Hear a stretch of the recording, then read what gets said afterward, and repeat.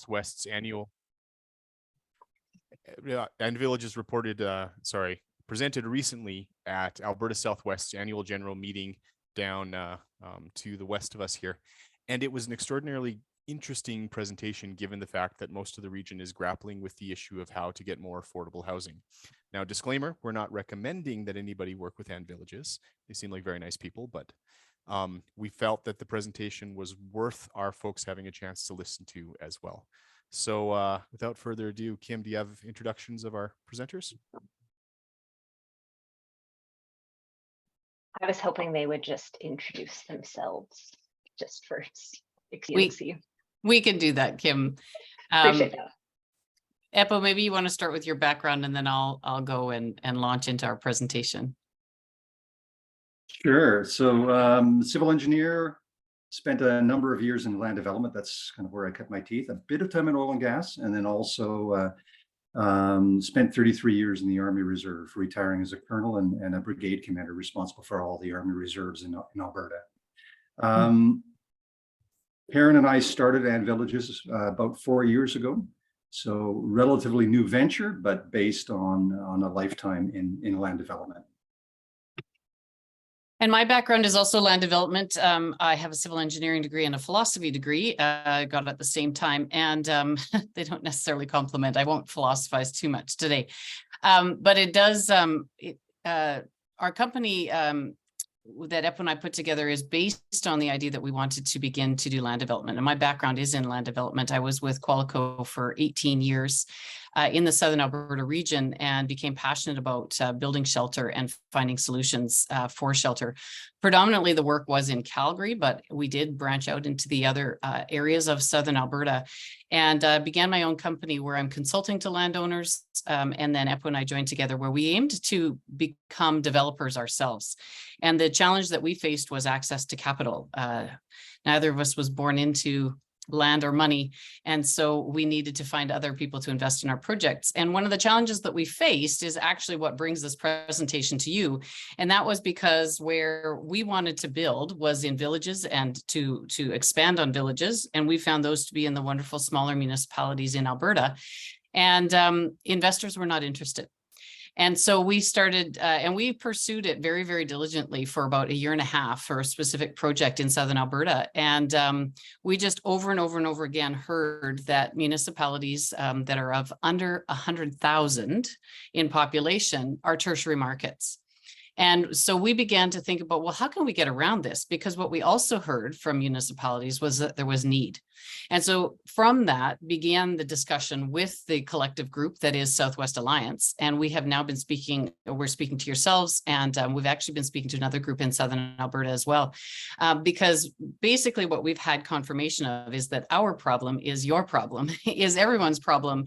And it is not restricted to smaller municipalities. It is actually North America wide, and it is affecting all municipalities, which in our view really just makes the issue a bit bigger for smaller municipalities when it comes to labor and resources. So again, my background, over 25 years in land development, engineering degree, and a whole lot of thinking went into trying to find a solution so that we can be active and that you can be active, or at least think about it. So we'll run through the presentation. Happy to take questions, as Kim said at the end, and just let us know if something's pressing and you need to know in the middle of it as well.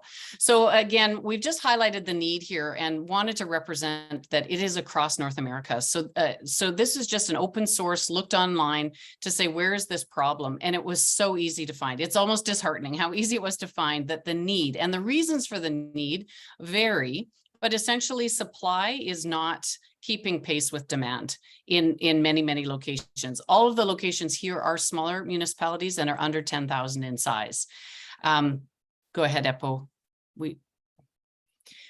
So our provincial government and our municipal governments and our federal government have all talked about supply. And so commonly it is said that Canada is facing a housing crisis. The biggest issue is supply. This is what we understand. What we've done is we've taken a closer look at this, again, in the sense that municipalities like to rely on developers. There is a good relationship there in terms of developers and builders coming in and creating the housing that is needed. It's just not happening in smaller municipalities in the typical way. So we're proposing that to meet this challenge, that municipalities also think in a different way, and think about, well, how could we either be a catalyst? How could we get into this business? And maybe how do we do this for an interim? So there might be different ways in which we want to talk about how this works for different municipalities, but they essentially, to meet the challenge, what we're proposing in the big picture is that municipalities build their own housing. One of the key things that EPWA and I do focus on in the work that we do is exit strategies as needed. And it's the key component of this that I'm just going to touch on here. But should we want to move forward with this proposal, and should municipalities want to build their own housing, the key is to determine if you want out at some point and you want to go back to the more traditional method. So an exit strategy is a key component to be thinking about as well. The problems that are listed at the bottom here are some additional ones that come with tertiary markets. There's a lack of housing choice. There's lack of movement in the real estate market. Again, typically in smaller municipalities, we have a lot of single family homes, many of which were built 50 years ago or in some time frame between 30 and 70 years ago. So they're older homes, they probably need renovations, and people are staying in them because they don't have a place to move. So we have a lot of issues where we may have aging populations as well. And we want to see a little bit more movement, and we want to attract young people or keep our young people so that we can also have the balance of jobs. And then the other part of it, of course, is in service jobs, whether it's workforce housing or housing for families where the workers stay within the community. We're having some issues with that. When there's no movement in the marketplace, we can't bring new people in. There's just no place for them to come to. So these are the challenges that we've heard. Again, the idea that we're proposing is to do something different, because if we keep doing what we're doing, we're going to keep getting what we're getting. I'm just going to leave it at that. And the swiftest path to building more housing is to actually build more housing. So it seems a simple solution, and everybody can maybe nod their heads to this one. Let's build more housing. But how do we do it? And that's one of the things that EPWA and I have wrestled with initially. And then we also have in addition to this presentation, which is a bit more introductory, we've gone down the road a little bit with some groups to talk about some of the challenges that we face. But essentially, the proposal that is twofold. One is that we address missing middle housing, and missing middle housing is something that's a little bit more of an urban term, and it's used with affordable housing, and it is used with the federal financing solutions for housing. And missing middle is to fit the type of housing that's between a single family home and a 5-story plus apartment style building. So anything in the middle of those two is missing middle. Missing is because in some jurisdictions across North America, and this is more prevalent in the United States than perhaps Canada, but it is also present in Canada, is that we don't have a balanced marketplace in terms of the form of housing, because we don't have duplex or called semi-detached. We don't have 4-plexes, 6-plexes. We don't have even 3-4-story condos. And so that's the height of it, is the 3-4-story condo, and the smallest version of missing middle would be a side-by-side, sometimes called a duplex, sometimes called semi-detached. The second part of our solution, and the reason why we're talking to so many of you today and why we have presented to the regional economic development groups, is because we're proposing a regional solution as well. And just again, as an introduction, in order to meet the challenge of a tertiary market, part of the problem with the tertiary market is for a project that would be 4 units or 6 units or something like that is not attracting investment. However, if we could group a number of projects together within a region, we could build a mass. We could have, say, 4 buildings with 12 units each is 48 units, and that would attract attention. So there's 2 parts in addressing the housing crisis and supply, would be to look at the missing middle housing, and it would also be to look at a regional solution, which is to bring the supply across a region so that we have a project that attracts attention. The details that are on here are some of the assumptions that we made in our initial proposal. And what we are learning is that we just set 12 units, and this is not set in stone at this point, but it helps us all visualize 12 units. If it's in an apartment style condo, would be 4 units per 3 floors. And we were looking at initially 1,000 square foot units. And we used a cost per square foot, which we were provided at the time. And I will say to you that we just had a meeting with an investment group, and indications are that some of these prices are on the move and they're going up, which you may already be experiencing. But nonetheless, we've given a bit of a range here on the building construction cost, where we're looking at 210 to 250 per square foot. Again, the larger the building, the potential for efficiencies in the costs. And site construction, we were looking at 1 acre sites. So again, these are broad assumptions where it doesn't have to be exactly 1 acre. But the idea being that the site construction, and again, this could vary. I haven't given you a range here, but the parking requirements, the landscaping requirements, any access would be the site construction. And we're just estimating that at 300,000 per 1 acre site. We're also looking at the combination of site design, engineering, and project management being about $500,000 for a 1 acre site. Again, depending on the status of the site in terms of its servicing and its planning status, some of those costs can fall away. We also think some architectural costs in a regional solution can be saved as well, because we design one, we build many. And so we can find some efficiencies. So throughout this missing middle and the type that we talk about, we have to be thinking about all of these things and how it is affecting cost, because there's a lot of cost sensitivity here. Another thing that our friends, so if we move on to the next slide, before you do, Eppo, just the last paragraph here. Sorry, when you go back. Because I mentioned that we were looking at 1,000 square foot unit, that affects the price to put this at a higher end. If we are looking at a studio unit, and depending on the needs of the community, we are looking at something smaller. So it is that building construction cost that can really bring down the costs. But there are some other intricacies that if you've built your own home, you understand, or if you've been part of the building community, you understand that price can be affected depending on the decisions that are made. So, but there is a possibility, again, to bring this down if we look at studio units, 1-bedroom units, 2-bedroom units, or 3-bedroom units. The size and the number of walls will make a difference. Some cost efficiencies that we've seen with the group that we're going to show you next have also occurred because they have shared kitchens and they have shared bathrooms. So depending on the housing that's needed, you can save some costs in those kinds of things too. We have been talking to a group called Rock Modular, and they are located in Southeast Alberta. So we're excited about that. If you don't already know who they are, their president was actually a classmate of ours back in university, another civil engineer. And we didn't know that when we first looked into them. But they've been very, very good partners with us in providing us with information so that we can provide you with costs. Again, as Peter said, we're not necessarily saying you have to use rock, but they have been a good resource to us. And we have appreciated their partnership on telling us things like cost and showing us the types of products that they build.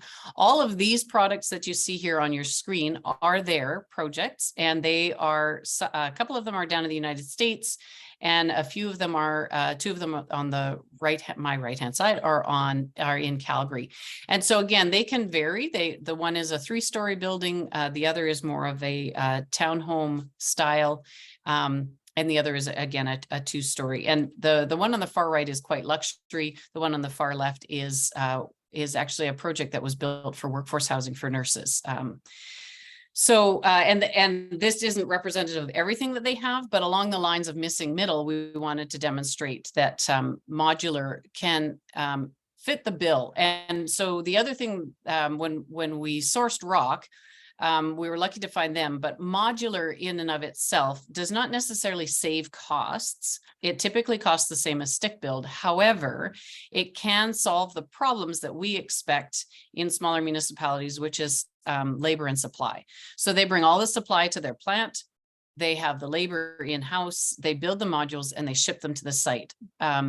The other side of it as well is it's a controlled environment for the build, which can then happen at any time of year, which is also a bonus given where we live and the climate that we have here in Alberta. Of course, the site preparation does have to be done in a time frame where weather permits. So the costs are not necessarily saved, but the labor and supply happens. The safety and weather certainty, if you will, is also housed within a modular group. The costs, as they tell us, are largely in the building of the kitchens and the bathrooms, as I said before. So what EPO and I have done has we started with an idea. We began to approach a group. We've spoken to people like yourselves and to group like yourselves. And what we're looking for in the opportunity here is to be a consultant and development manager. We see an opportunity for a very unique approach to solving the issue of supply in smaller municipalities and rural municipalities in Southern Alberta. This is scalable and repeatable. This could happen anywhere, provided we have the right groups involved. We think that there's a huge opportunity to bring this together, to figure out a way to collaborate, really. So because you're already in a regional economic development group, there's a strength there that we see and that could be leveraged. It's respected by other levels of government, and it's something that can be leveraged to bring attention both to the project and to the solution and to what you're driving for. It could be part of the catalyst picture, which municipalities could be should they want to move forward on this. We think there's a role for a consultant to bring that together. Sorry, Eppo, if you could just go back to the last one. We also think that there is a role as development manager because the project needs to come together on site as well. And again, where we were talking about the costs, development management can happen from the planning and design stage and the engineering stage. If the site is ready with those things, this happens even faster. It, again, provided the weather cooperates for the site. But as development manager, we would be doing the on-site and the whole project project management. And as a consultant, we're talking about putting the project together. And those would be the two roles that we feel we could fulfill for the groups that are interested. Thanks, Eppo. Now. So when we first presented previously, and some of the work that we've moved forward with other municipalities on is 5 questions. And the 5 questions really are about readiness. And I'll come back to that. We proposed that with 5 questions and a level of readiness, we could move into the 7 steps. And the 7 steps are smaller here in their little box because we aren't there yet. The 7 steps are really the ones that are critical on a critical path towards getting the housing built. And the timeline is 18 months. Now, our 18 months does consider the fact that we have starting now. So the proposal is starting now, 18 months from now, we have people moving in for Christmas in 2024. Back to the 5 questions, and this is where we need to do the work and where municipalities have been doing some of the work that we've been working with. In terms of readiness, the need has been identified largely. There are a variety of needs within the need, but overall, people are coming to the table because the need for housing is identified. There's a willingness to collaborate. I already said that was a strength. Collaboration was another point. Serviced parcel with land use. So if we can have those things, we can move more swiftly. The biggest barrier at this point has been about the financing and then servicing based on financing. So there's a cost element here that many municipalities are concerned about, and it is a bit of new territory. So Eppo and I have been looking into that. Go ahead, Eppo. I think we can go to the next slide. Sorry, all of you are just in the way of my Explorer. So we have been undertaking some work to explore funding opportunities. We think that, again, this program and proposal could be something supported federally and provincially. We have already talked to many municipalities, and we would be happy to talk to you further about the federal HAF funding. And this is a housing accelerator fund, which is to help municipalities. They have it in 2 tranches, which includes municipalities that are under 10,000 people in size. which many of your communities would qualify for. We are working with provincial ministries. We've spoken with them. There's been, of course, some change. We see this as a very positive government towards rural solutions, and we are aiming to speak to different ministers about this opportunity. We have some ideas that we're talking to them directly about, which include borrowing capacity for municipalities, if they can increase those, if there can be preferred interest rates, and if there's a pilot project opportunity, all of which is to try to address the financial concerns that municipalities have raised, and also to give them more leverage again with that entrance into a marketplace where perhaps they've not been before, and the potential to exit it as well. And so all of these opportunities kind of give that entry and exit, and we're happy to talk further about this, particularly if you're self-sustaining and you have lots of capacity for risk and for financial investment in housing. This may not be your issue. We get into it a little bit simply because it has been our experience so far with municipalities that this seems to be the largest barrier. Go ahead, Eppo. This is a little bit more on the Housing Accelerator Fund. We're right up against the wall on this one. And if you haven't been introduced to it already, or if you haven't looked at it, the application deadline for the smaller municipalities, the deadline is the 18th of August. So we're 1 month away from that. It would be very tight to fit that in. And part of the reason for that tightness, it does depend on how your council works and if your council is meeting in the next while, but it will require a council approval in order to be accepted as part of the application through the CMHC. So I won't spend too much time on that, but I'm happy to answer questions on that as at the end of the presentation. So in summary, the program goal would be that we obtain P3 efficiencies in cost, as it states here. So I've mentioned that this collaboration, we're leveraging something that's already in place and using the opportunity to build a project of a size that would attract investment and would attract attention. And that's investment from other orders of government, potentially, and potentially it could be, as a catalyst, investment of others and moving towards more of that private industry taking over the building. The missing middle is what we touched on as well. So some form of missing middle housing. And we've set the goal at 4 municipalities with 12 modules each. Some sort of combination that adds up to 48 units is the number that we've arrived at. And again, we've had confirmation that that's about the size that we would want to see as a minimum. And the project management of that between municipalities would be on us.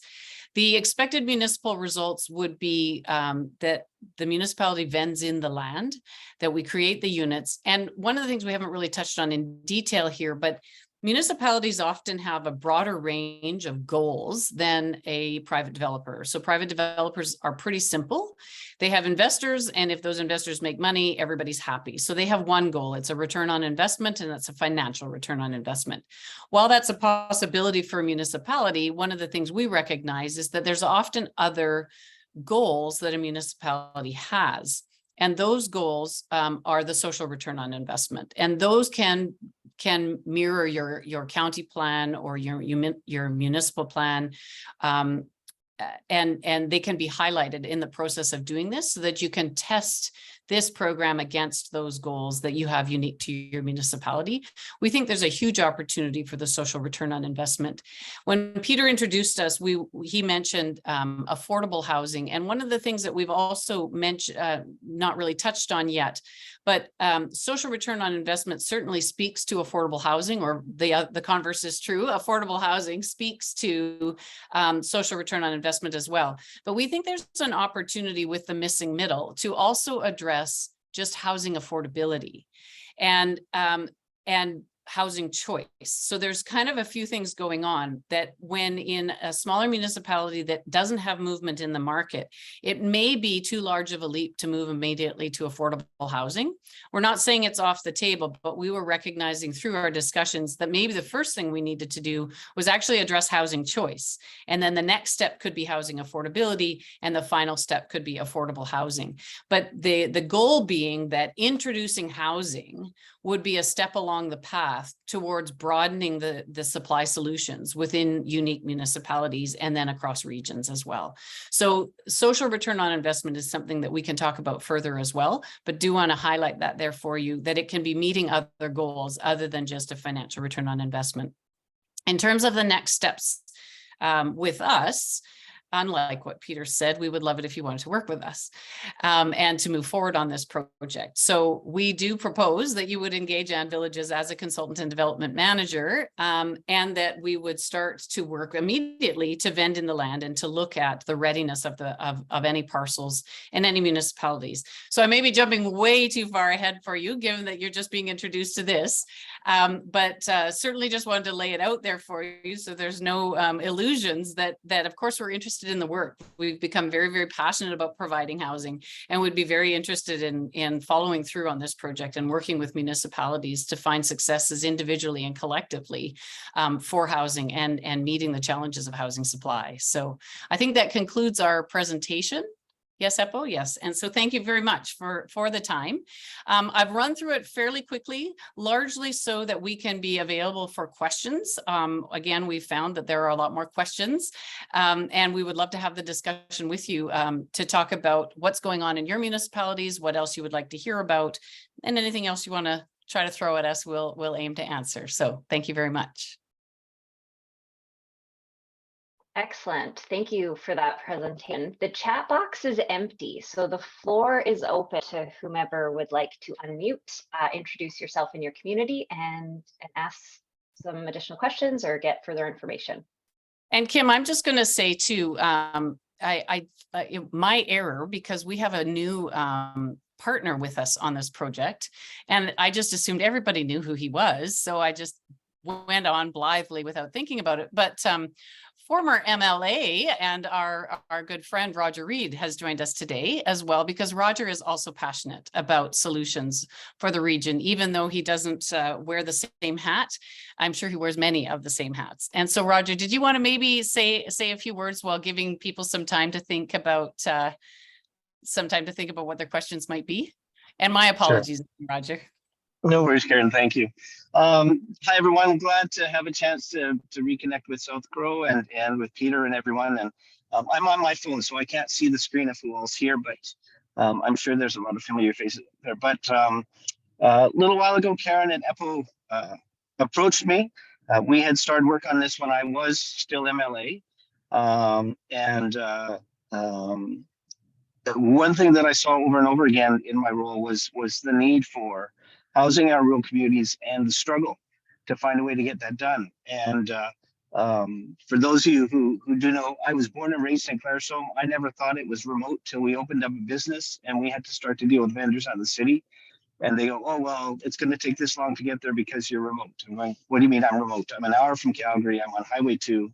But that's one of the issues we face in this day and age is that it's hard to attract people to come out. And I was really intrigued by the idea that Karen and Eppo had in terms of volume and making it worthwhile for developers. And one of my first suggestions was to connect with the REITs, because you already know the power of that collaboration in economic development. And this is one of the same things in terms of providing housing. It's an issue that's across the board. But I think Ann Villages is certainly a group that can provide a solution for our smaller communities and have that positive impact on economic growth and development, because it provides access to housing for labor. It provides access to housing for families. It provides mobility for folks that are already in our communities that don't have options and can open up other properties for new families to come in. So ask them the tough questions. They're ready to answer them. And I'm just excited about the opportunity we have to see this implemented in our area. I think when we're successful, to have other areas of province look at what's happening down here as a model and see the solutions that they can bring to their own small communities. So with that, thank you. It's good to be with you. Excellent. So great to see you again, Roger. Two questions into the chat box. One is from Scott from the town of Colehurst. He was just curious if there is any additional savings if we go beyond the 48 total units across the region. That's a great question, Scott. Thank you for it. I think that there are. We are actually just revising the pro forma right now to sort of test that theory. And some of the things that affect the cost, of course, are the exterior. So if you think about 4 buildings with 12 units each, that's 4 full exteriors, right? So we're not going to save that if we build more 12-unit buildings. However, if we built 16-unit buildings, potentially we could. And so where the cost savings might be is what we're really trying to drill down to. Certainly what we've heard is that 48 is kind of the minimum for interest, as in, and this is largely for the labor component, or that's maybe the driver of it, is that the labor component is to have a big enough job, to have project management, to have people come to the site and be able to have sustained work for a period of time. We're trying to fine tune that when we're looking at the sort of financial picture on it. But I would say 48 is the minimum. I think, like, my gut says, yes, I think you could find more cost efficiencies across 60. I can't definitively say how much right now because we're just looking into that. So great question. I'm sorry I don't have a more, yes, it's exactly this amount. The other thing that we're experiencing right now is a little bit of flux in the price on supply, even to sort of the modular factory. So there's a little bit of movement in price there. So it might be a wash on the overall project, which is another reason why we're looking at it. But great question. And if we do get a definitive answer, we'll definitely be sharing it back to the groups we've been talking to. Excellent, thank you. Nathan from the County of Isles wondering, would the municipality be the landlord or they sold? And are they set up as condos, or who would manage them? Another great question, multi-layered in terms of the question and the answer. So at this point in our discussions, we are not dictating how ownership happens. But we have looked into condos. So first of all, is the municipality a landlord or are these sold? Either could happen. So it really depends on what the municipality wants to do. We think the simplest solution is that the municipality is an owner while it builds the building and then it sells the units and then it's out. And so basically you receive your money back as a minimum, and potentially you get a financial return on investment if that's permitted. And again, we're looking into whether or not municipalities are even allowed to make a profit on these. In terms of holding on to the units and renting them, if that's the municipality's desire and they have a structure for that, we can certainly work with that too. That's not really our we don't have to pick that for ourselves, but as we move forward with any project, municipalities would have to know the purpose and the way in which they want to structure that. So then the second part is on the condo side. So condos is about the type of ownership. So it is only a condo if you sell it. So basically anything can be condominiumized, including single family homes. But if you build a apartment style unit, you must condominiumize it. So because basically in a condo, people typically own the inside, and then what the condo manages is the shared space. And so in an apartment style, you're looking at a shared roof, you're probably looking at shared landscaping, shared upkeep, shared hallways. Those kinds of things are all managed by the condominium. And then there is a condominium fee that goes along with that for any owner. And that has actually been updated provincially through Service Alberta, and we can get more info on that. You can condominiumize a house. And so there is a new community actually going up in Chestermere. It's still in its very initial phases. It's something that Eppo and I were looking at one time, where they're actually looking to condominiumize single family homes because there aren't very many single family homes for rent. And so what they're looking to do there is creating a condominium for that. So the condominium can span anything you want it to. It's absolutely required if the form of housing you choose is a multi-story building. You don't have to condominiumize a duplex. You don't have to condominiumize a fourplex or sixplex or row or townhomes. you can, as long as you don't build a unit over top of each other, you can, and the unit attaches to the land, it can be freehold, which is what typically single family homes are. And probably most of the properties in your areas are a freehold, which is the type of ownership.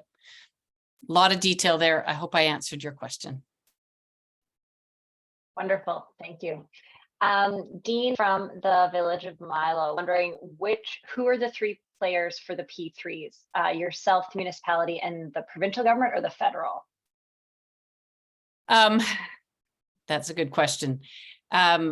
We were looking at the provincial government to be the next biggest partner. Right now, the federal government is putting out programs where they have an application process, and you need to qualify or be successful in your application. Whereas the provincial government right now doesn't have any request for proposal or any programs that are out there. And so the idea of the pilot project or grant funding or some sort of startup funding for this project would be what we would be looking at from the provincial government. The other P3 could be private partnerships. So if we were able to get going on something like this, and with the strength of the municipality is maybe something I want to highlight here, is that when a municipality is serious enough about housing that it's contemplating looking at housing, we think that message to private industry could entice an actual private developer to want to be part of the financing solution here as well. So that could be the other part of the P3. Excellent, thank you. Carly from the town of Taber, you'd mentioned the deadline of August 18th, the HAF funding. Would the project be contingent on the HAF funding? Good question. Thank you, Carly. No, is the simple answer. The more detailed answer is that the HAF funding is set up to be a base funding of $20,000 per unit. And then additional funding can be made, and it's approximately $10,000 more for missing middle solutions, and another approximate $10,000 more for affordable housing solutions. I'm presuming that most of your municipalities don't have transit nodes. That's another area that has been highlighted for potential additional funding. But of the three, there's the base funding of 20. And so when we're looking at units that might cost between 200 or what did I say, 170 to 300,000 to build, the HAF funding is simply going to help the project. It is not going to cover the project. For instance, it could pay the fee that of development management and facilitation. And so then our cost would be a wash, and then we'd move forward or something like that. But it's certainly not going to cover, and it specifically says that the HAF funding will not cover the actual construction costs.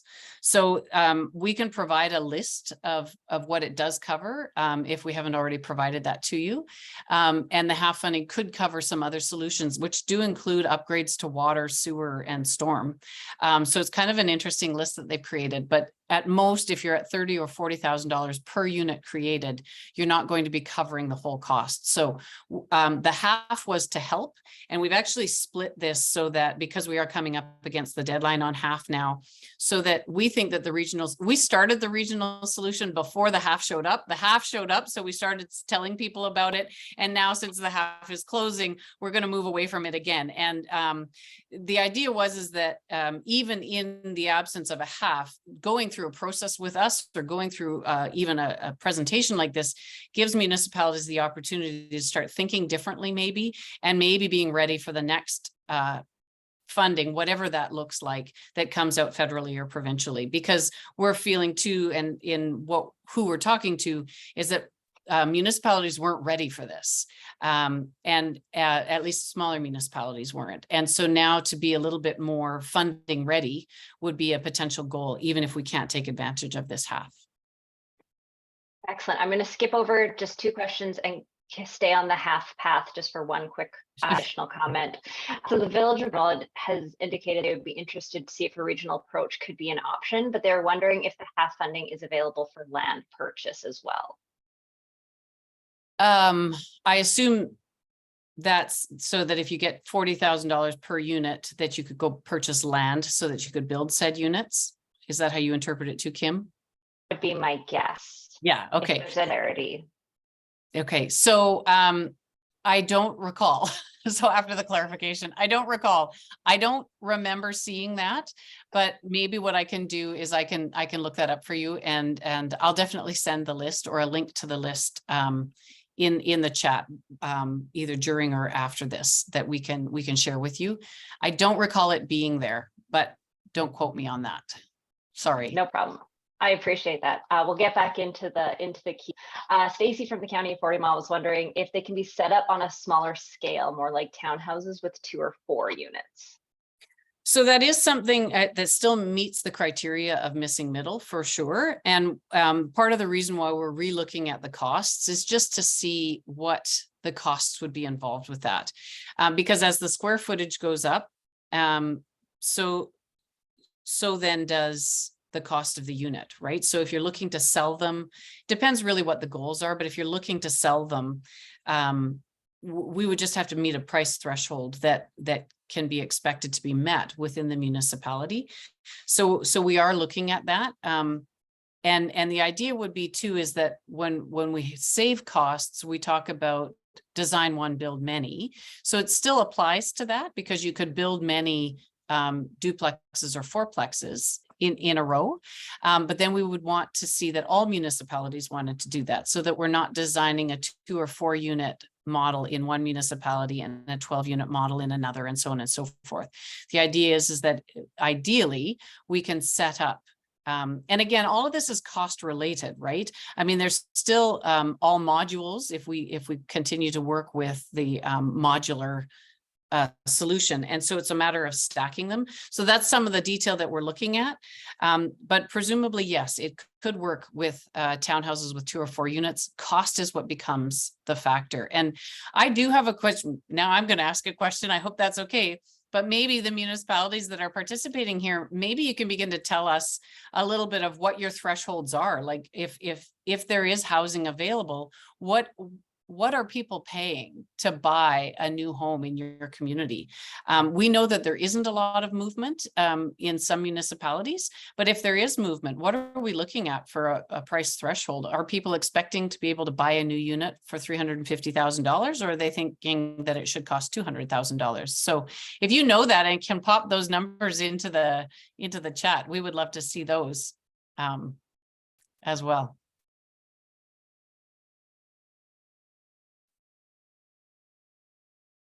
Sorry, while those roll in, I'm going to editorialize a little bit. So Barnwell has said about 300 to 500,000, but they have larger homes. But on the topic of standard builds, Jesse from the town of Colehurst has a two-part question. One is more of a statement about being concerned about how standardizing and scaling up the process could make all the houses look the same. And is there a plan to address that and make them unique to each community? And then the second part would be, is there any net zero energy or net zero carbon factored into this?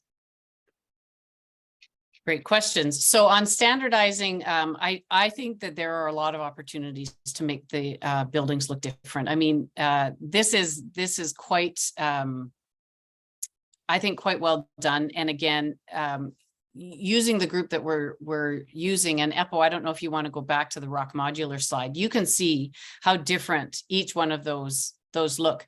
But if you think about it, each one of them came from a modular unit or a module, right? And so they've managed to find, with exterior materials, with roof lines, and with setbacks, ways to make it look different. And that would certainly be something that we want to address in the design process. And again, we can look at if it's just materials, we can look at if it's setbacks and so on. But I have a great deal of confidence that we can make a standard product, but a different look in all the communities. In terms of, what was the second part of the question again there, Kim? Net zero or net carbon. So one of the things that we've learned about modular is that, I mean, obviously it meets building code. I don't know the particulars of where it exceeds building code, but I do know that in some areas, modular has actually exceeded traditional stick build. When it comes to trying to meet climate criteria or other environmental criteria or something like that, those would be additional. And in saving costs in the build, they tend not to be very cost effective. However, sometimes federal and provincial funding are tied to meeting certain criteria. So it becomes a bit of a catch-22. And in some of the experiences that Eppo and I have had, it can add costs. And so operating maybe you can save it down the line, but that doesn't help you if you are selling the units. So now to backtrack, if you want to add those kinds of costs, you may want to look at renting so that you can recoup your costs in the operation over time. So those become more intricate decisions, but certainly modular can be adapted to include any of those measures that you want to meet, particularly if it comes with solar or and certainly when it comes to sorry, I've just lost my train of thought there, but there's anything can be added to modular that you can do on a stick build. And in terms of the actual building code, it meets or exceeds building code in many of its areas. The concern will be cost. Anything that you do additionally right now costs more on the build side, not necessarily on the operating side. Excellent, thank you. So the threshold numbers are coming in around 300 to 500,000. Have comments seen. And then additionally, Bernie from the town of McGrath indicated that the town's looking at moving seniors out of their homes into sort of an intermediate housing, not necessarily a facility or a lodge. So he's curious about a senior design and accessibility. How is that possible at a lower cost to help free up some of the single dwellings in town? That's a great question, and seniors living has come up more often with our discussions. And certainly it depends on how old your seniors are. So if your seniors are 55 plus, they may do well with a 2-story townhome type thing. If your seniors are looking for wheelchair accessible, we would have to be looking at units that are ground oriented, or we have to look at putting in an elevator. An elevator is an additional cost, but the form of housing, it could be private ownership in a condo. And my in-laws actually live in one of these. There's a number of seniors sites where they are living, seniors buildings, and they are apartment style condo buildings that have an elevator. So they live on the second floor, they have 2 bedrooms, and they are independent living. So when we talk about seniors, we need to talk about the level of care. We need to talk about if it is wheelchair accessible or wheels accessible, because I think many of our seniors can actually be using walkers as well, or just stairs become a danger to them. So we really have to look at what age group, we have to look at what level of ability, and we have to look at potentially elevators, which does add costs. The condo, though, for seniors is very, very common across Alberta, and certainly could, like if we were looking at the 12-unit condo, we could certainly look at building something like that for seniors. Absolutely. I think the elevator becomes the essential, though. Excellent, thank you. Dave, you have your hand up. Yes, thank you. Can you hear me? I can hear you. Absolutely. Okay, Dave Matson with the town of Bull Island. And this is really interesting because we're working on a missing middle housing development that we would like to start developing the land next spring and doing basically exactly what you're suggesting here.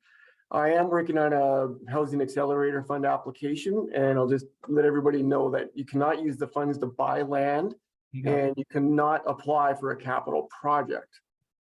It's a really kind of an upside down thing. You can use the money for infrastructure, you just can't apply to use it towards infrastructure. It's a little bit complicated. As far as the municipality building and selling housing, I'm really not in favor of that. I'm not much in favor of being a landlord. So maybe I would like to suggest maybe a little bit of a different idea. There's a lot of federal money for affordable housing initiatives. Affordable housing is basically defined as below market value for rents. So you have to have rentals below market value. That pretty much eliminates any private developer from doing that. What if we went in a different direction where you had a regional housing authority that could apply for money to do affordable housing, and then the housing authority would build, operate, and manage that housing, and you could do it in different communities. I think there's lots of federal money for that. It's just a really complicated process to get through. So that's a great idea. And when somebody was asking about the P3 earlier, initially when we started, we were talking about entry level and affordable housing. That was our initial presentation, because there was a represented desire for affordable housing. But when we got into it, we came up against who owns the affordable housing.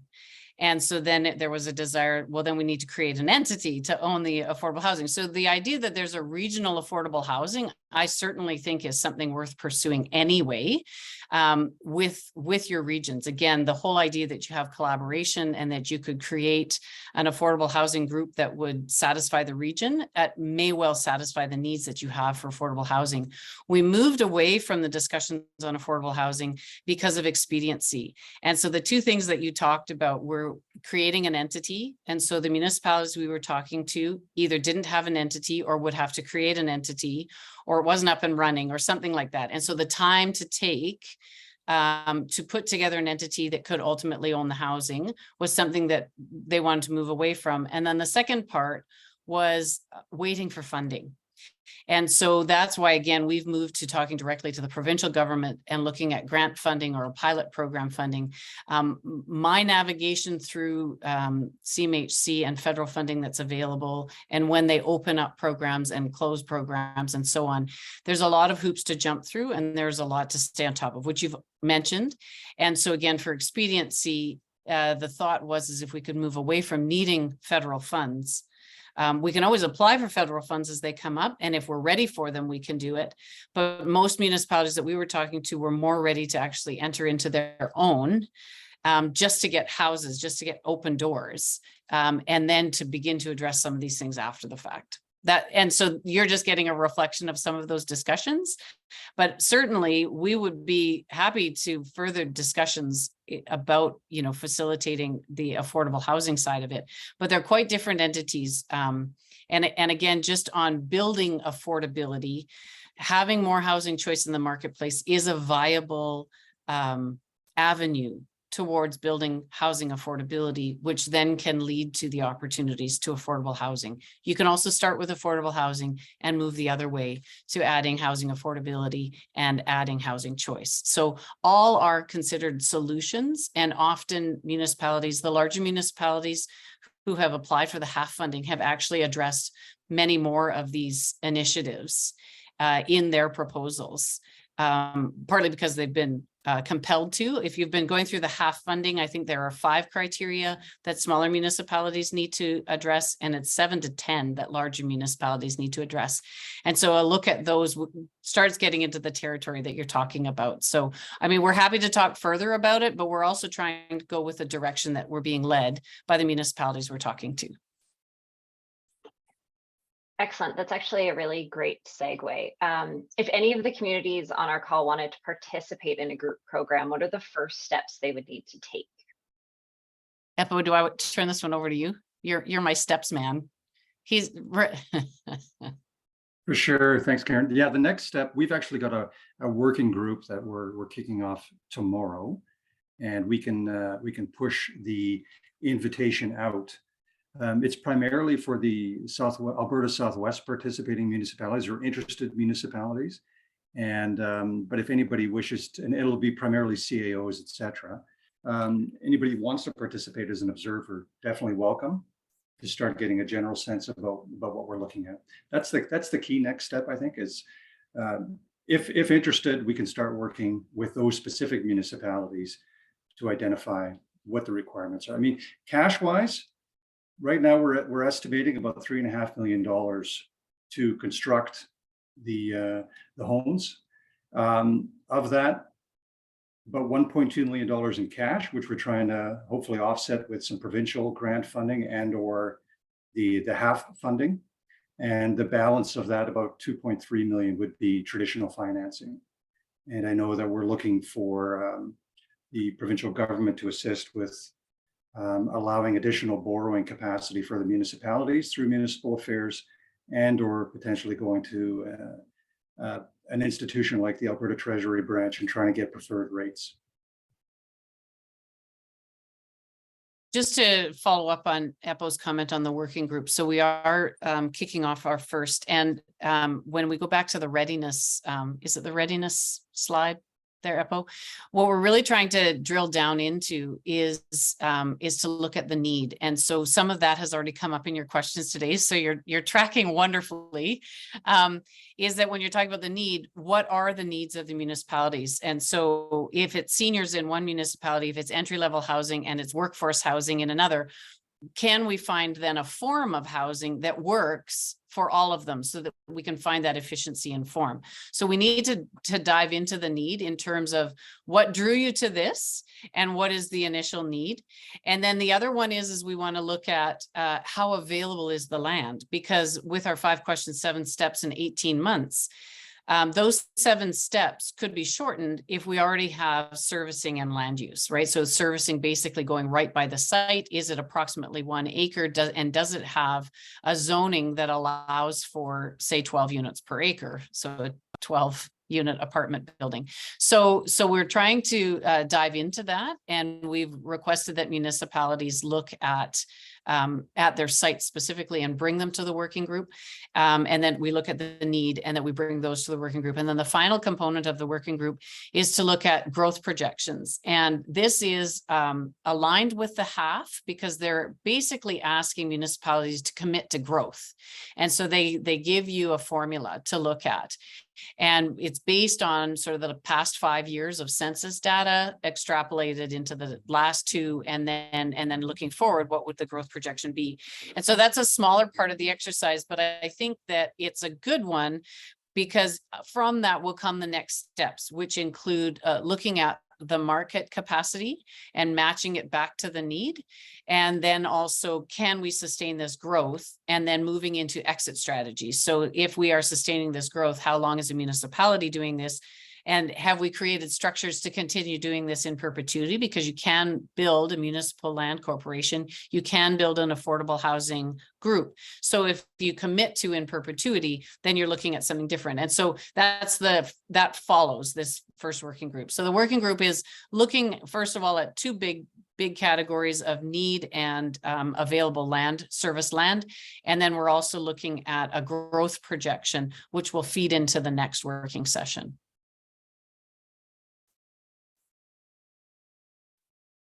Wonderful. Thank you. I don't have any other questions in the chat box. Doesn't look like there's any additional hands raised. So coming in right at 1 o'clock. So I want to thank you for the information, and for all participants. There was a lot of really great questions. You can usually tell the success of a meeting by how many are still sticking around towards the end, and almost everyone's here. So I want to thank you for showing up. If you have any additional questions or comments that you would like to transfer to either Eppo or Karen, their contact information is contained within the invitation as well. This has been a recorded session, so we'll send this out at the end. And if there's any additional comments, please feel free to reach out to myself or Peter, and we can facilitate any further conversations. Thank you so very much. Thanks for the opportunity. I appreciate it. Thank you, guys. Okay, bye now. Have a great day. You too.